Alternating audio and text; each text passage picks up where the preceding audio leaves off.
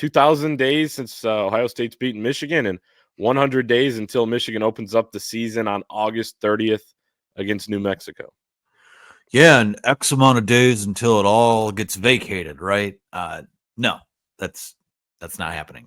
Yeah, it's a milestone day. I think there were, obviously they didn't play during the COVID season, but honestly, after what happened in last year's game, you can't convince me that Michigan wouldn't have won that game too, being as shorthanded as they were without a passing game. Was Ryan Day the coach back then? He was. Oh, okay, interesting. That's a good. Yeah. So, I mean, if you want to throw a hypothetical 5 in a row on it, I think you can do that. No, they're claiming that one, even though that's fine. We can, if we can just claim whatever we want, then, we can claim that one too, right, on behalf of the Michigan Wolverines. So, but yeah, I think there was a time where, not to bring up bad memories, but, after the 2018 game and certainly after the 2019 game, you're sitting there going, gosh, these were maybe the two best teams that Michigan's had under Jim Harbaugh, at least from a talent perspective. Like, when is it ever going to happen? And then to be where we are 5 years or so later, where not only do you have those wins over Ohio State now, but you have, I wrote about it a couple weeks ago, like you have your leg up in the aggregate too. You've got a national title and they have theirs too, but yours is an undefeated season. Yours came in a run where you didn't lose to Ohio State and you won 3 Big Ten championships. So yeah, 2,000 days is it's a day to celebrate. Just being better in the aggregate over the last 4 years, regardless of, tip your hat for their 12-team playoff title last year. But, in years past, that wouldn't have been possible to do with 2 losses and not having a conference title to your name. So, yeah, happy days. And Michigan will actually go for 5 in a row on the field this fall. And I feel like, as we continue to put together this football preview and you look at what some of these other teams have, Michigan's got a great shot to make it 5 in a row this year. This rivalry truly is cyclical. It just goes through these different eras, and it's what makes it exciting. The storylines where you're right. It looked like at one point Michigan would never beat Ohio State again. Really, I mean, my entire lifetime was losing to them. And I was talking to my brother about this the other day because we were just talking about the 2023 game and just how important that was. And all the car rides back from 2013 game, and you come up a point short. In 2015 you get blown out at home. 2017 just kind of shorthanded there. And in 2019, the year coming into the season when you were favored to win the Big Ten, but Ohio State stayed atop that mountain. It felt like any different situation that there was in this rivalry, it wasn't going to happen. And then it shows you how quickly things can change as well.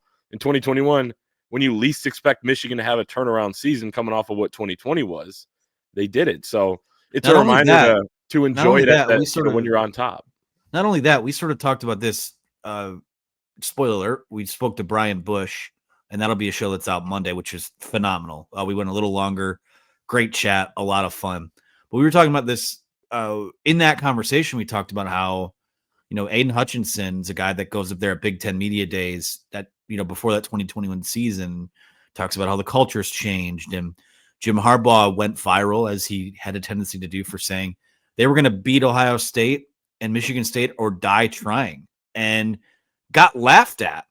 And even by some of us I'll admit it. You hear that come out of his mouth at Media Day and you're like, all right, well, we'll see. Like, I'll believe it when I see it. And not only did I see it, I think what we saw when that started, this little run of dominance over the last 4 years or so, is that was one of the maybe the most memorable, picturesque day I can ever remember at that stadium. And there were obviously great moments that came after it. The 2 wins in Columbus, the 2023 game was just an epic back and forth battle throughout.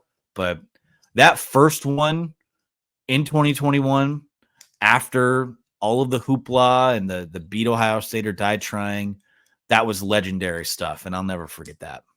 No doubt. I mean, it was the modern version of the 1969 game that just turned the tide for Michigan in year one under Bo Schembechler. People thought maybe that could be what Michigan did in 2015. There were a lot of parallels that year. It took longer, but as Gus Johnson said at the end of that one, finally, they got that win over Ohio State. And, as Jim Harbaugh said, we're going to beat them or die trying. We haven't seen anything else since then. And Donovan Edwards said after the 23 game, we ain't never losing to Ohio State, baby. And Leon Franklin said, 2021 whooping that ass, 2022 whooping that ass, 2023 whooping that ass. And then, of course, last year, the same exact thing, 13-10. Still amazing that one, probably, easily the most improbable of them. But in a way, in hindsight, it's like, oh, yeah, it kind of makes a little bit of sense. But that's some bias there, obviously hindsight bias. But I remember doing the podcast in the lead up to that game. I was in Fort Myers that week for the Michigan, for the Fort Myers tip-off, where Michigan basketball was there. And the other claim to fame, first career made three for Vlad Golden. Got to see that in person.